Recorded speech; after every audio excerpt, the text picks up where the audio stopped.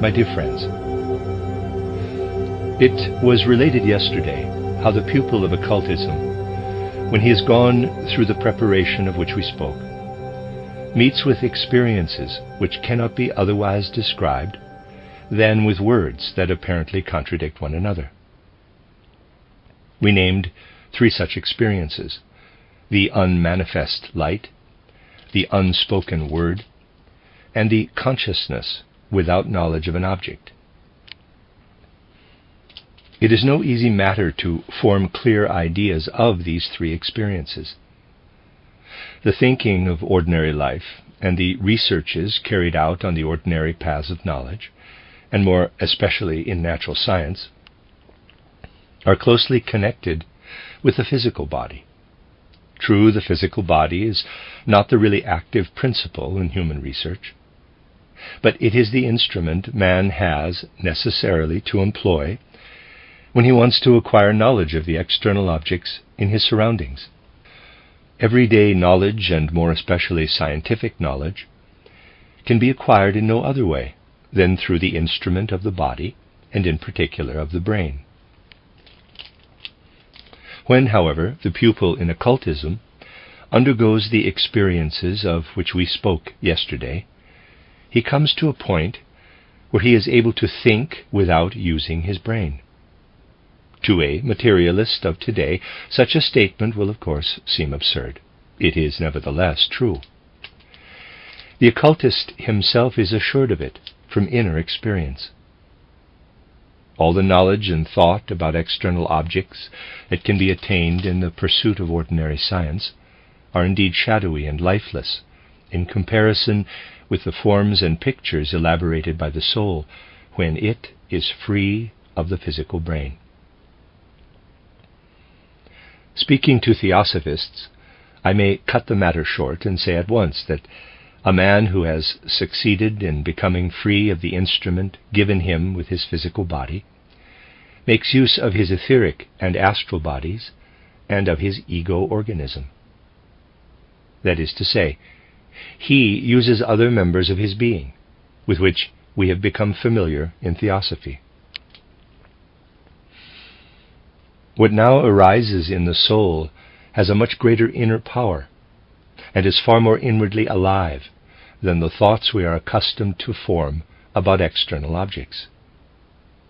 It gives us, moreover, the feeling of being surrounded on every side by a kind of fine substantiality, which one can only describe by saying that it is like flowing light. You must not, however, think of the light which is communicated through the eye, EYE, that is to say, through an external bodily instrument. But imagine rather that this substance which surrounds us like a surging sea is felt and experienced inwardly. It does not manifest in any sort of shining, but we experience it inwardly. And the intensity of the experience is such as to banish all feeling we might otherwise have of being in a nothingness.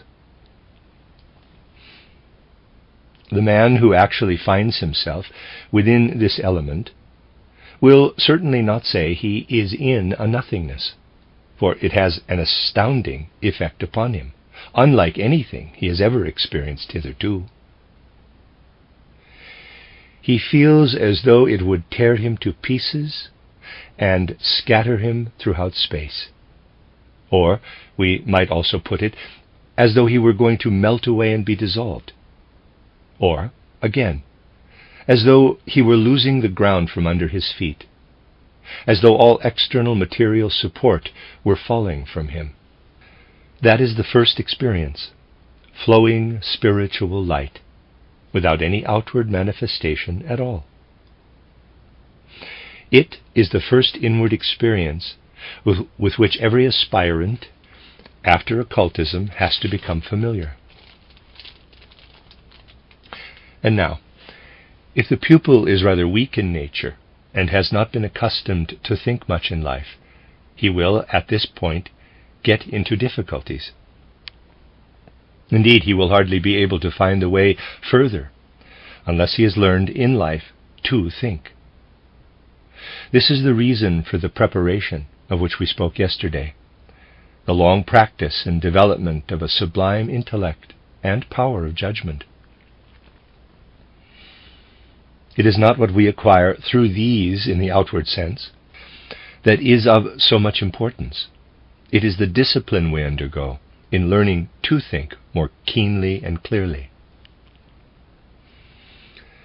This discipline now comes to our aid when we enter as aspirants after occultism into the element of flowing light. For not the thoughts themselves are effective here, but the powers we have attained for self-education by means of the thoughts. These powers go on working, and presently we have around us something more than flowing, hidden light. Forms begin to emerge. Forms of which we know that they do not come from the perception of external objects, but have their origin in the element in which we ourselves are immersed. If we reach this point, then we do not lose ourselves in the flowing light, but experience in it forms that are far more alive than the forms seen by any dreamer or visionary. At the same time, they have in them nothing whatever of the nature of external perceptions. The qualities we perceive in outward things by means of the senses are completely absent. But we do find in these forms, in enhanced measure, what we are otherwise only experience when we make for ourselves thoughts. And yet the thoughts that come to us now are no mere thoughts, but forms that have being and are strong and secure in themselves. This is the first experience for the aspirant after occultism, and it continues and grows stronger and stronger in the course of his occult life. At first it is weak. At first we have to be content with a small and limited experience. Then more is given to us. Gradually we learn more and more, until we come at last to experience a world that we recognize as being behind the world of the senses. A remarkable fact is brought home to us at this point. The forces that can enable us to have such an experience are not to be found anywhere within the compass of earth life, nor are they subject to earthly laws. At the same time, we observe that our capacity for thinking about the affairs of ordinary life and about natural science has, on the other hand, been developed in us by forces that do belong entirely to the earth. As you know, before man attained to his present form and figure, he underwent a great many transformations. During this time of change and development, the forces of the earth worked upon him. Gradually, little by little, the brain and the sense organs received the forms they have today. If we were to set out to explain the eye or the ear or even the brain itself as they are today, we should have to say that at the beginning of Earth evolution, all these organs were totally different. During Earth evolution, the forces of the earth have worked upon them and endowed them with the form they have today. When we think about the affairs of everyday life, as well as when we carry out investigations in the method of natural science, we use what the brain and the sense organs owe to the forces of the earth. The activity we develop in such thinking contains nothing that has not been contributed by the forces of the earth.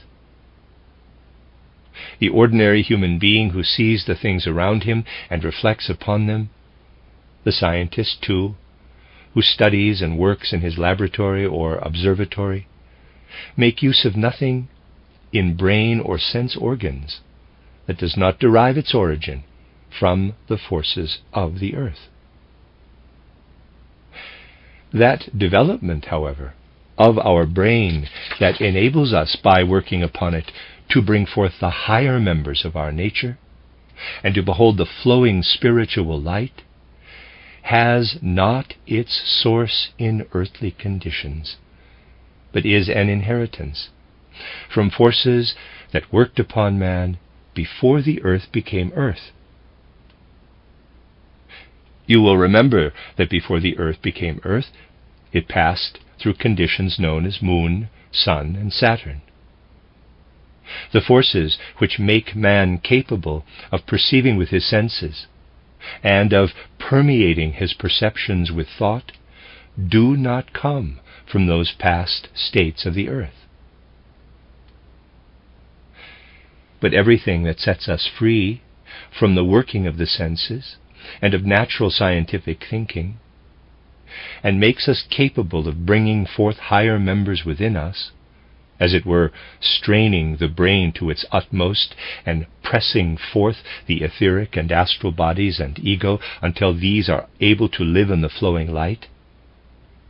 All this we bear in us as an inheritance from the times of Saturn, Sun, and Moon.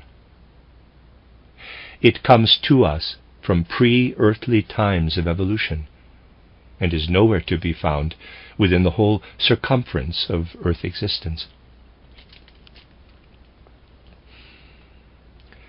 When science comes to the point, and it will do so though it take a long time on the way, comes to the point of understanding the mechanism of the senses and of the brain, it will be extraordinarily proud of the achievement.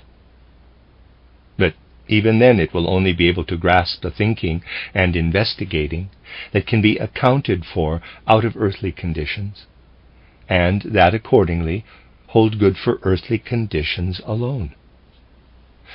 Man will never, so long as he restricts himself to the forces of the earth, be able to explain the whole brain, nor all the apparatus and arrangements of the sense organs.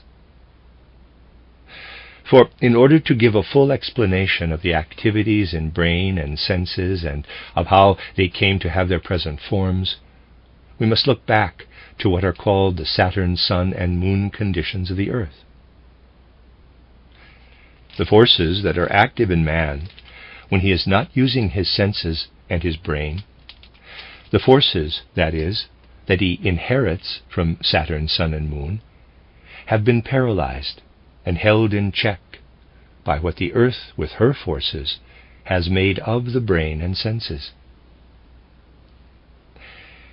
When we enter the flowing light, we do not feel as though we were thinking what we find there. For when we are thinking a thought, we have the impression we are thinking it now. Whereas, what we experience in the flowing light does not at all give us the feeling we are thinking it now. It is most important to note this point.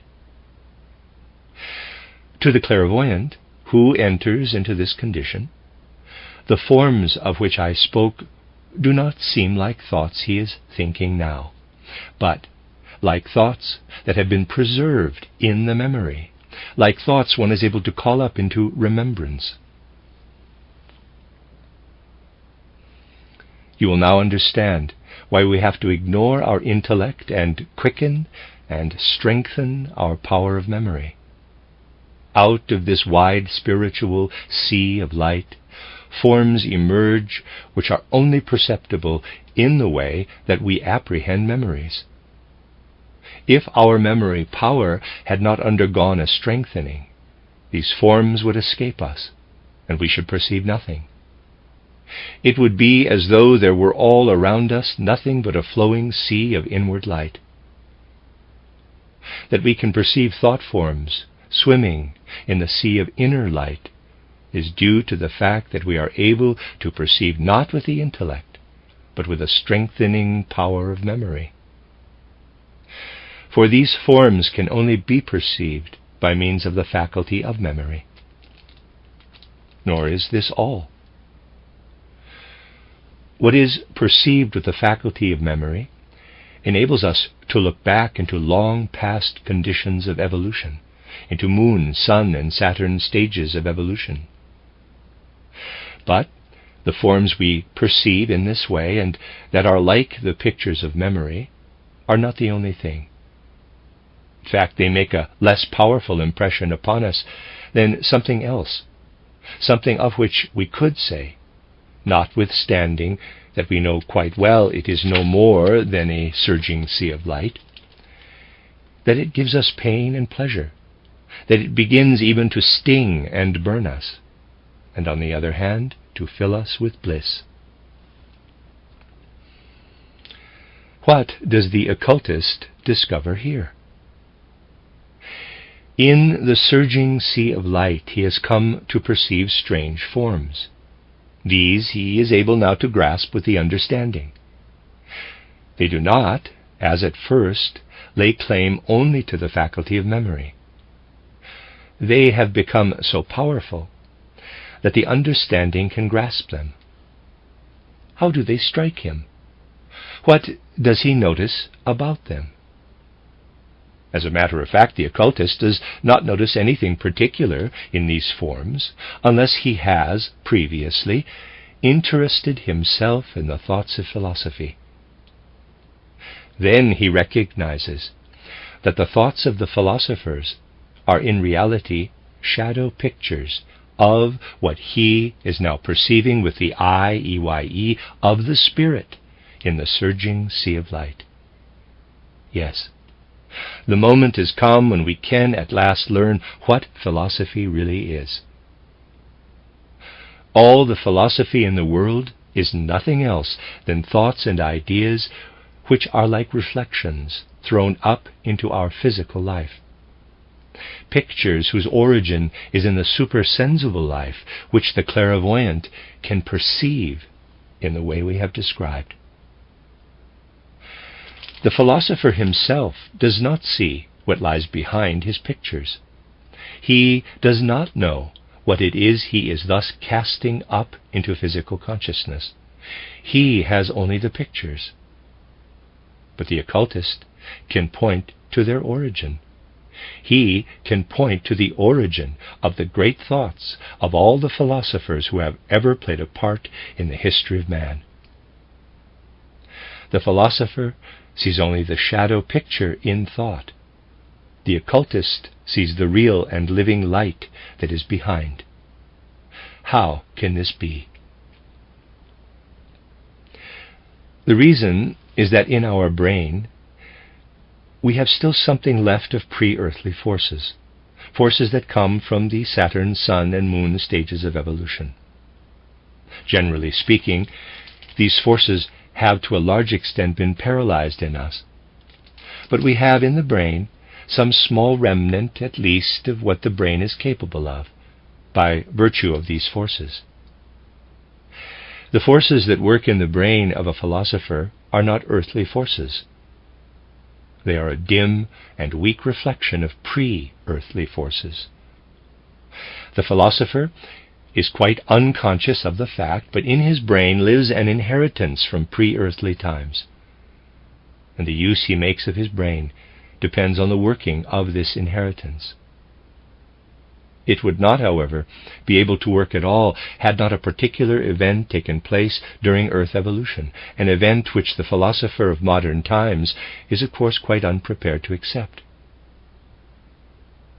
If the Earth had been simply the reincarnation of what had been present in Saturn, Sun, and Moon, if it had been able to give man no more than the forces it had living in it from the time of Saturn, Sun, and Moon, then there could never have arisen on earth such a thing as contemplation.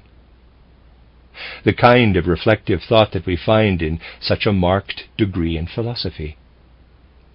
And philosophy, you know, is really present in every single human being. Everyone philosophizes a little. Philosophy is only possible on earth because an irregularity crept in when the reincarnation of our earth took place. An important portion of the creative forces which brought our earth into being was diverted. These forces did not continue to work in the same way as the rest.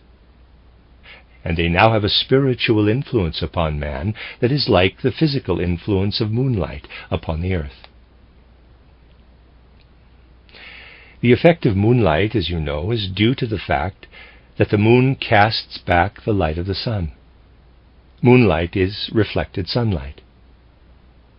Now, the fact that man is able to transcend the mere memory picture of clairvoyance, and, as it were, to throw something up into physical existence, which makes its appearance there as philosophy, is dependent on a particular spiritual force that works plastically into the human brain, forming it and molding it.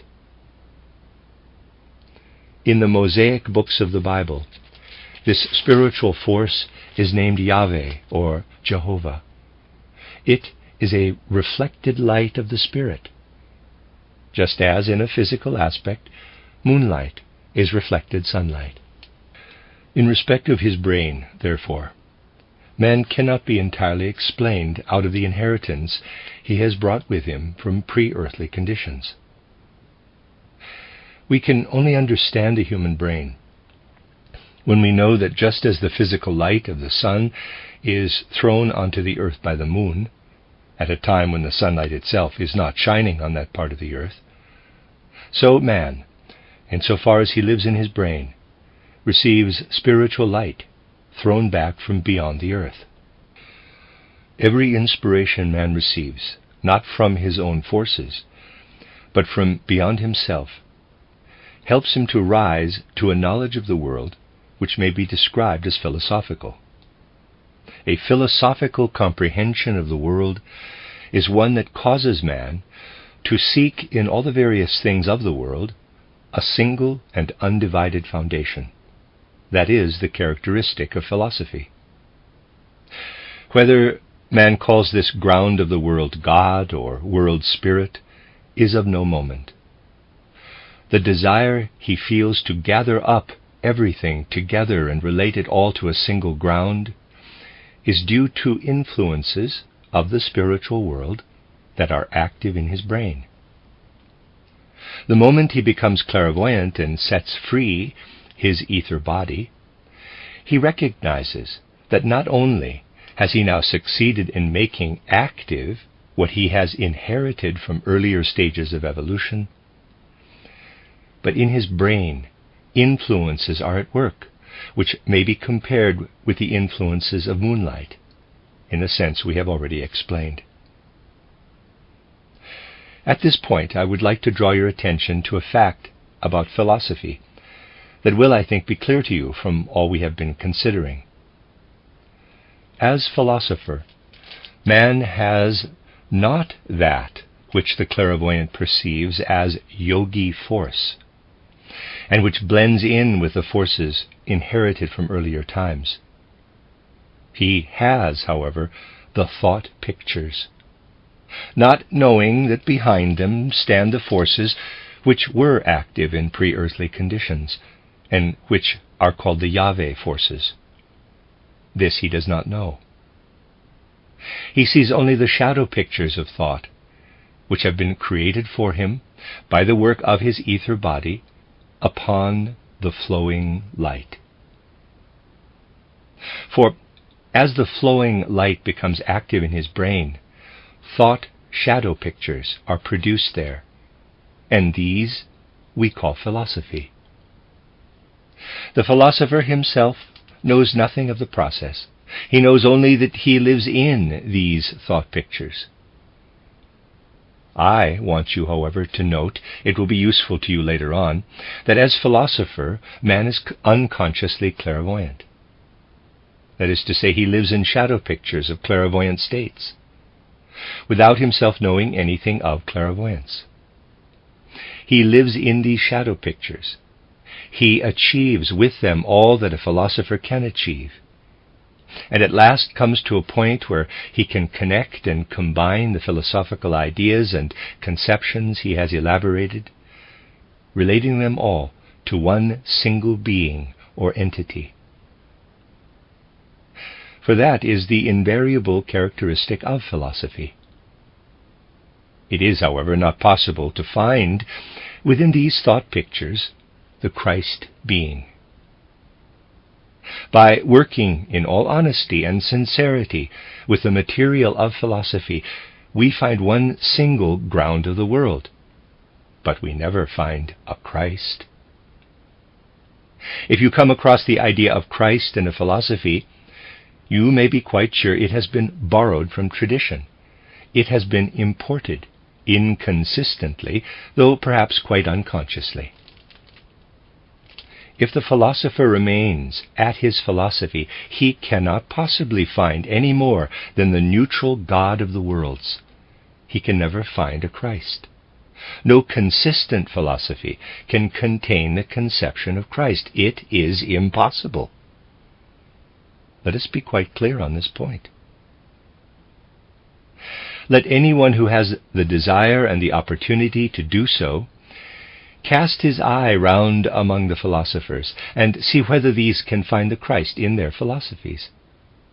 Take, for example, such a widely and fully developed system of philosophy as that of Hegel.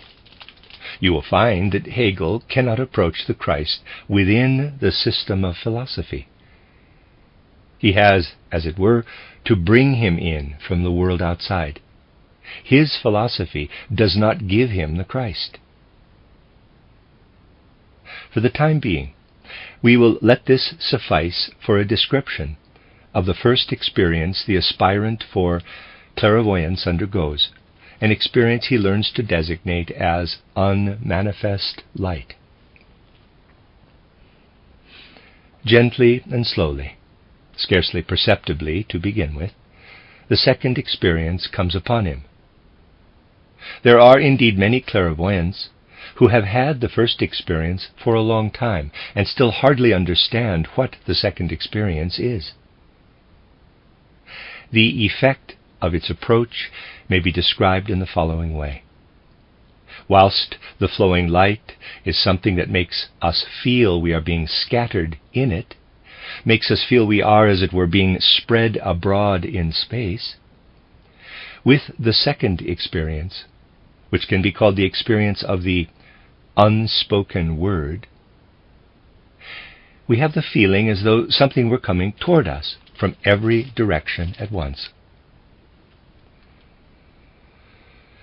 In the same degree to which, in the first experience, we feel ourselves spread out over the whole world, do we now have the impression of something coming toward us, approaching us on all sides, while we ourselves are like to dissolve away.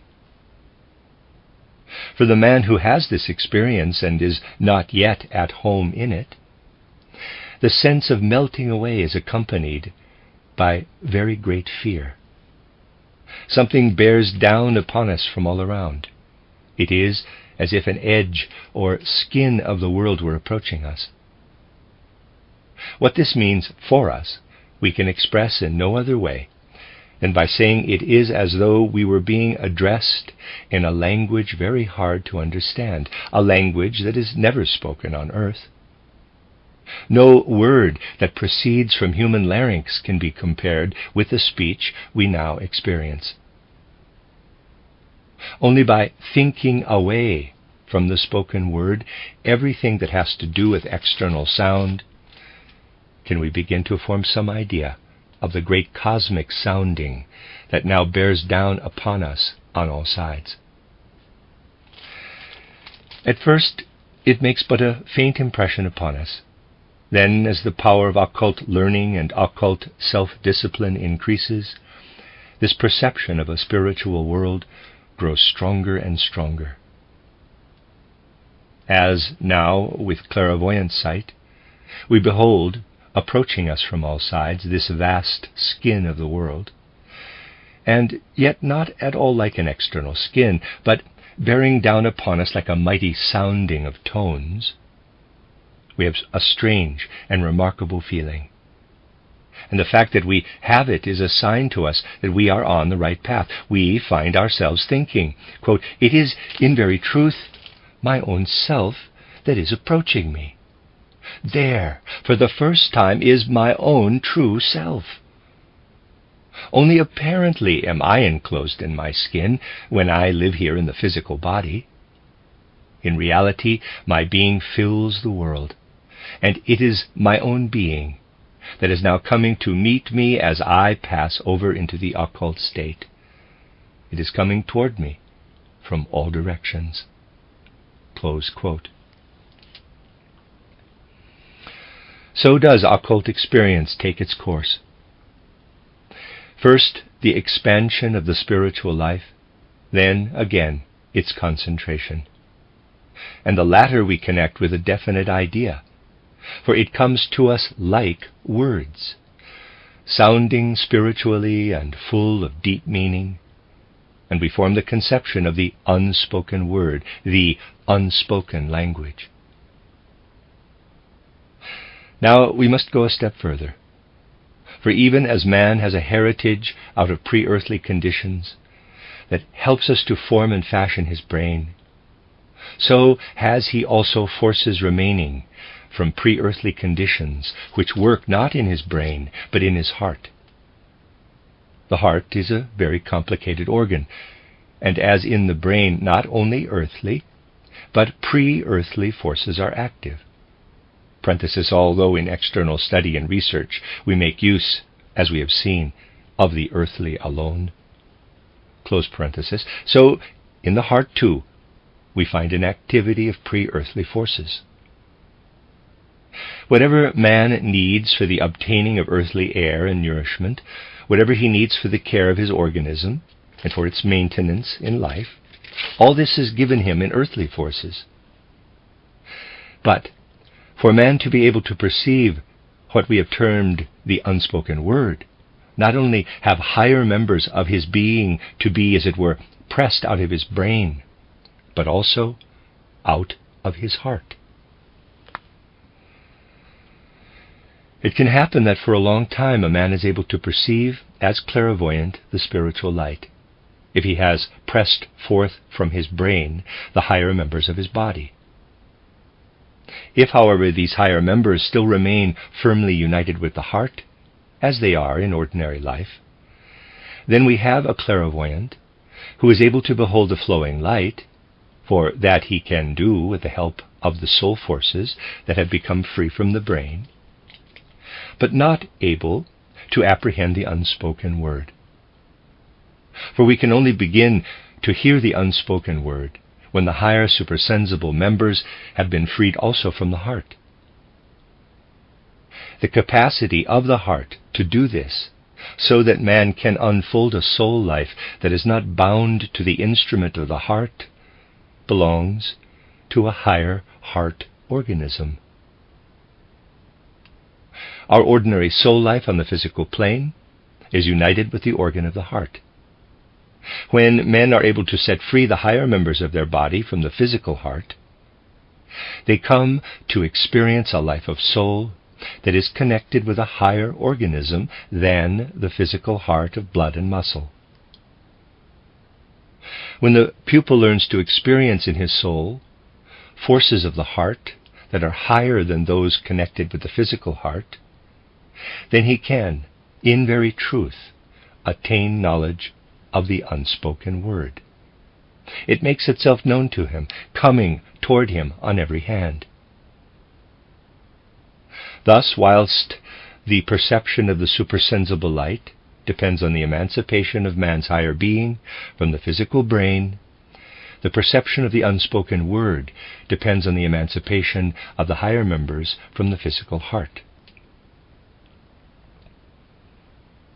As there are persons who, without being themselves aware of the fact, have in them something of the pre-earthly forces that formed and fashioned the brain, so are there also persons who have in them something of the pre-earthly forces that formed and fashioned the heart. And they are much more numerous than is generally supposed. If there were not today those who not only have these ancient heritages in their being, but are moreover engaged in working upon them, parenthesis, we shall see later how this comes about, close parenthesis, there would be no Theosophists. You would not, all of you, be sitting here today. The reason why you are sitting here is simply this, that at some moment in your life, when a theosophical book came into your hands or some truth out of Theosophy was communicated to you in a lecture, immediately you became conscious of something, of that ancient inheritance which you bear within you, and which consists of forces that worked to form your heart before the earth was created. The fact that what came to you through Theosophy made a deep impression upon you meant that it produced in you an experience similar to the philosopher's experience in his shadow pictures. You experienced the shadow pictures of what a clairvoyance of the heart, all unknown to you, was able to receive through the words that were spoken.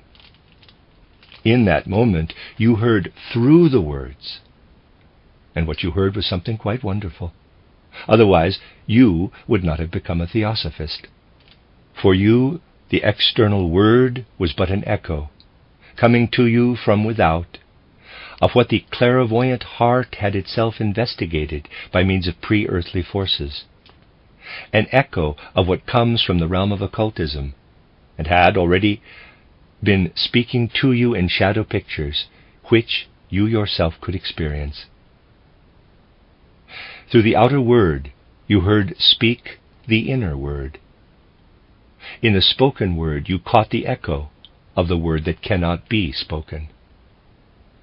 Through the human language, you heard what is spoken from out of divine worlds in the language of the gods. If those who today sincerely and honestly feel themselves drawn to the study of Theosophy do not always know that a degree of clairvoyance is already active in them, then it is with them as it is with the philosophers, who see the shadow pictures of their unconsciously clairvoyant brain and do not know the real nature of the thoughts in which they are living.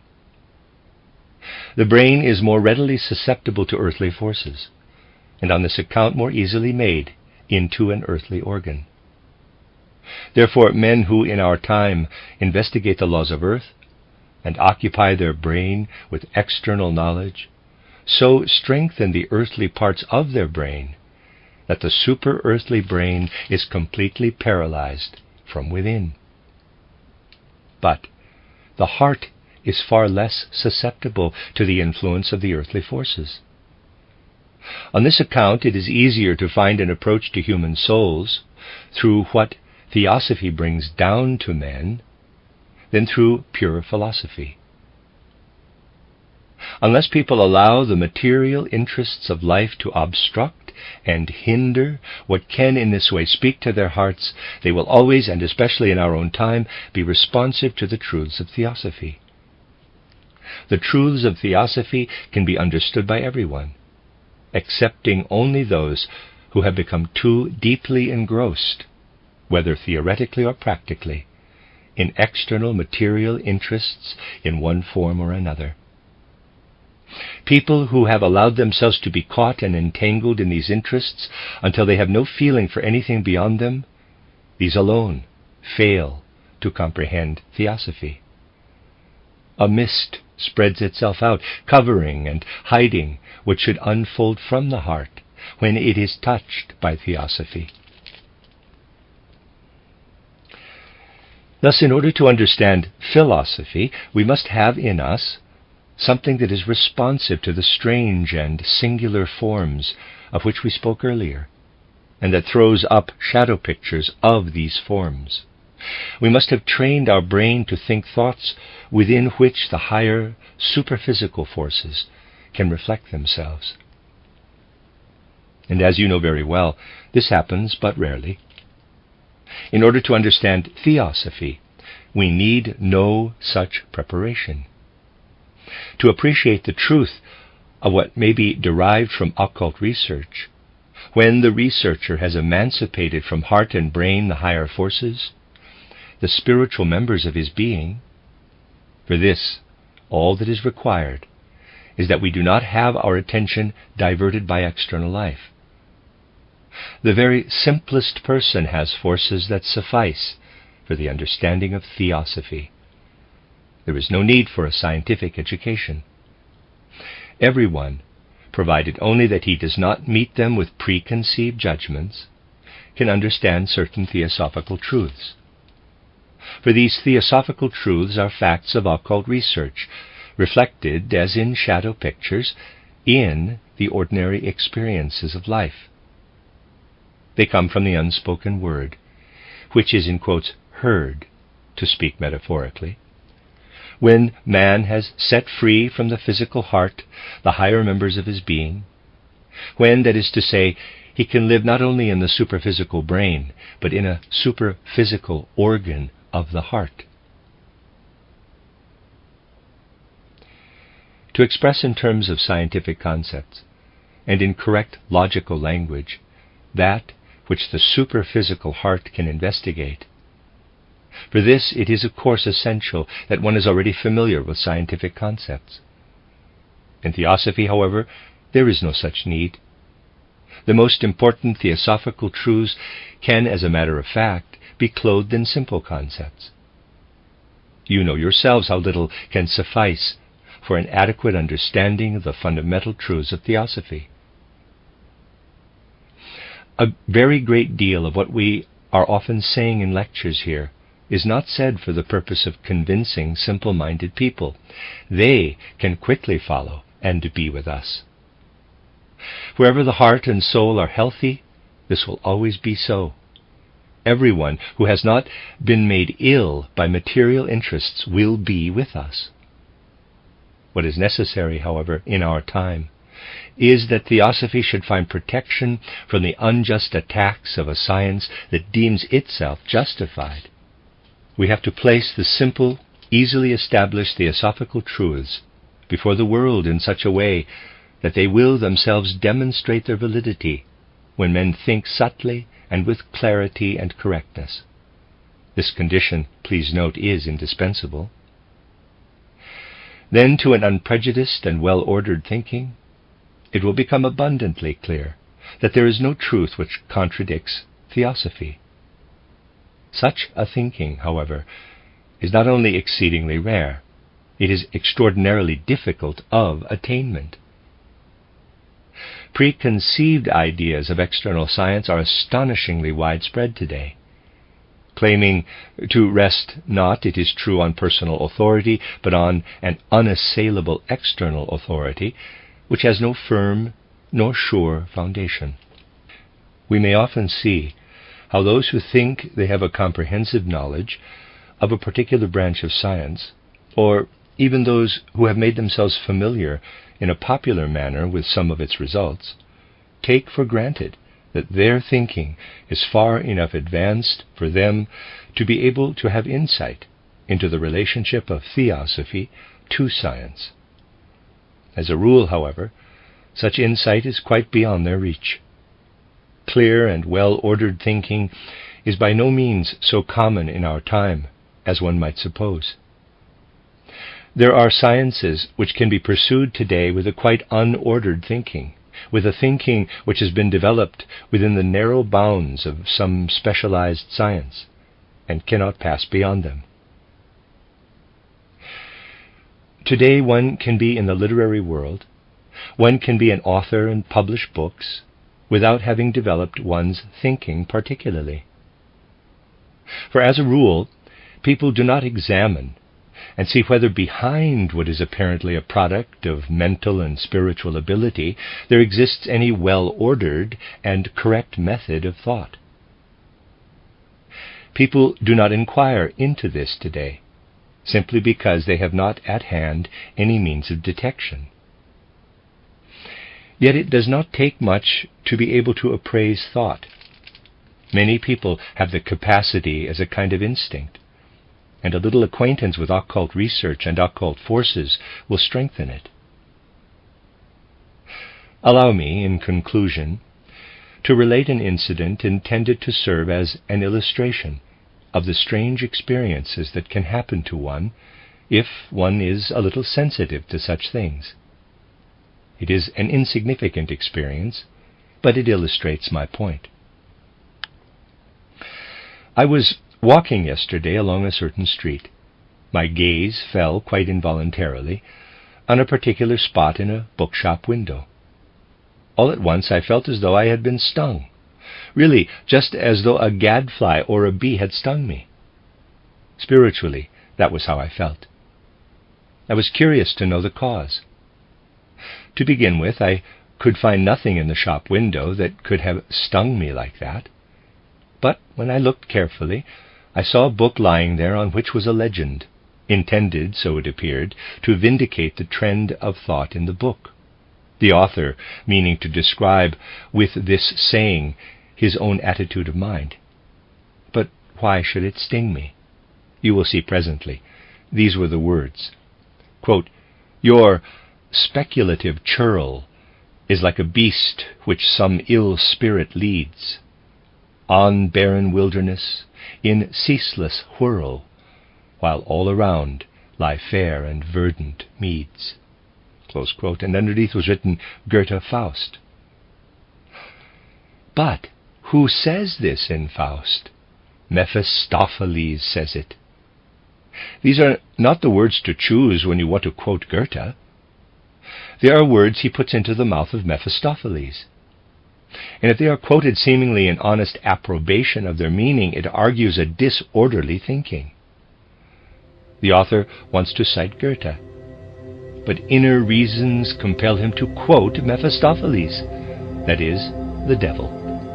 That shows me that something is amiss with his thinking. The sting I experienced came from the displaced and disordered thinking.